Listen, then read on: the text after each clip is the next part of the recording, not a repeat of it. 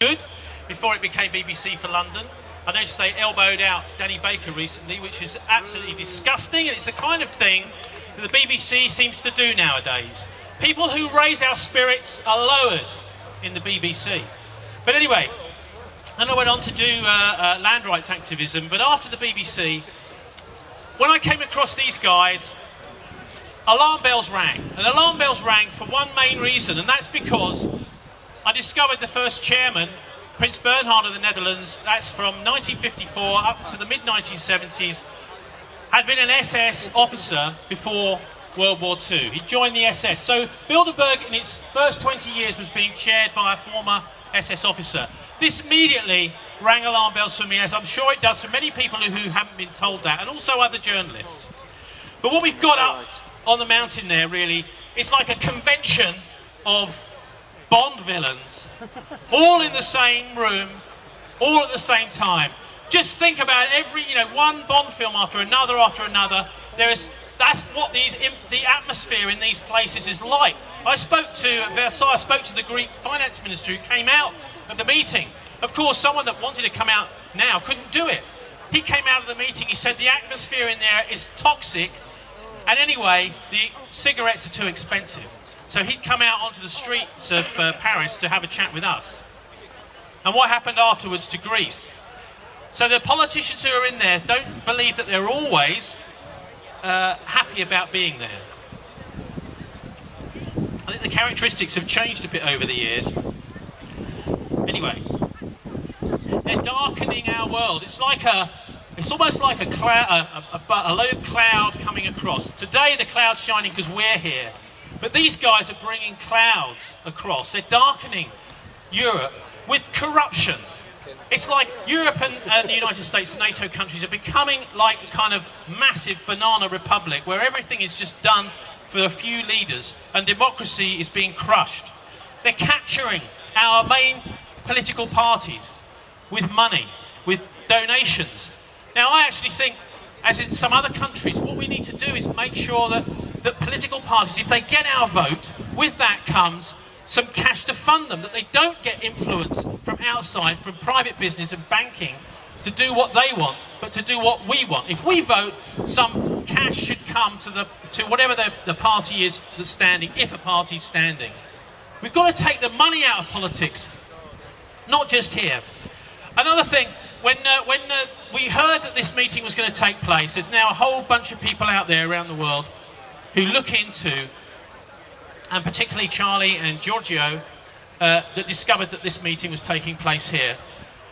2 days afterwards, the newly elected Police and Crime Commissioner for Hertfordshire announced he wanted to see more citizens' arrests in Hertfordshire. His name is Mr. Lloyd. More citizens' arrests.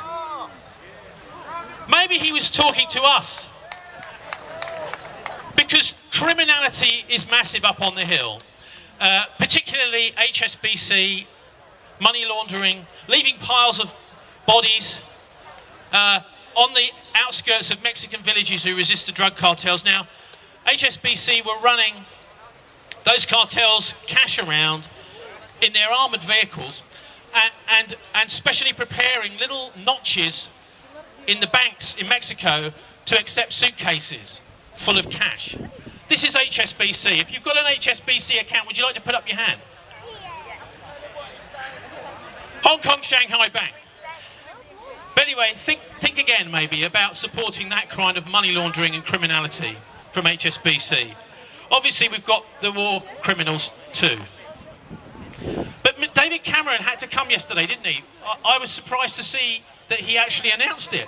Why didn't he just come in the back door? Well, maybe there's some pressure on him internally to actually tell us what he's really doing. But the point there is that Cameron is the arbiter of the parliamentary code, the only person that can make decisions about whether someone has broken that code and should be suspended from Parliament over too much secrecy or not enough accountability in their activities, is David Cameron. And David Cameron has broken his own code by going into this meeting. Now that code might seem like a bit of a boring thing.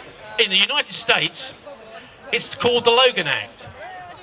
And anyone who's a senator or a congressman in the US who goes into a Bilderberg conference, that is then a criminal offence. That was one of the first things that they instituted in the US after they put the Constitution together. Now, could somebody grab me my bit of paper, please, Eleanor? Thanks.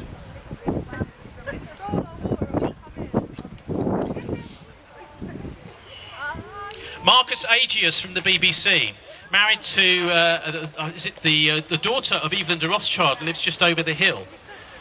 This is Rothschild country, isn't it? Rothschildshire, Hertfordshire is known as. Marcus Agius had to leave the BBC end of last year because he was a Bilderberger, but most importantly because he was implicated in the LIBOR scandal. And this is a scandal, a massive fraud of everybody that is buying pensions right across Europe and particularly here in the UK, but other parts of the world. But it was based in London. And the main LIBOR criminal was a guy called Rain Man, a guy called Tom Hayes. But he was called Rain Man because he was a bit socially inept. Now, he was the broker that did all these crimes.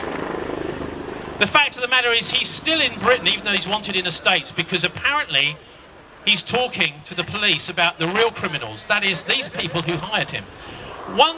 They knew exactly what was going on. One change of job, I think it was when he was hired by UBS Bank, in his bank account he got $3 million just as a signing fee in one day. Tom Hayes. Check him out, the Rain Man. We may be seeing more from him in the future. I know he's worried because much has come out about all the stuff he's told the Met about the criminality of the top bankers. And his girlfriend has started tweeting a couple of weeks ago a bit about how nervous he is. So see if you can find Tom and interview him about the real crimes. Don't just leave him to the Met. We can't necessarily trust that to then go through the system and for there to be prosecutions. But why do I mention the BBC and Marcus Agius? Because we have a dearth of investigative journalism in this country. I mean, I'm not prepared to just apply for a job if it's there. I just get on and do it anyway and then try and sell the work. But does anyone here remember somebody called Roger Cook from the Cook Report? Yeah. The Cook Report was actually, we used to watch it. You know, British people, it's the most popular current affairs programme ever on British television. And 10 million viewers a week would tune in to watch Roger Cook. Roger would have made mincemeat of these guys if he'd have known about them at the time. Roger Cook was taken out by, let me hear you. Nope.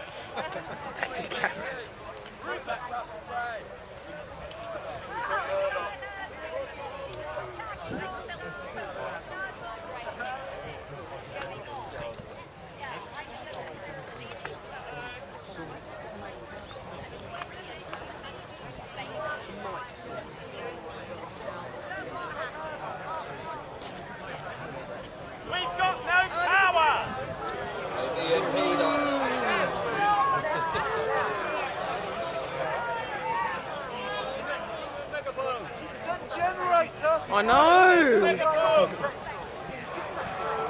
anyone's got a 5... You killed Roger Rabbit.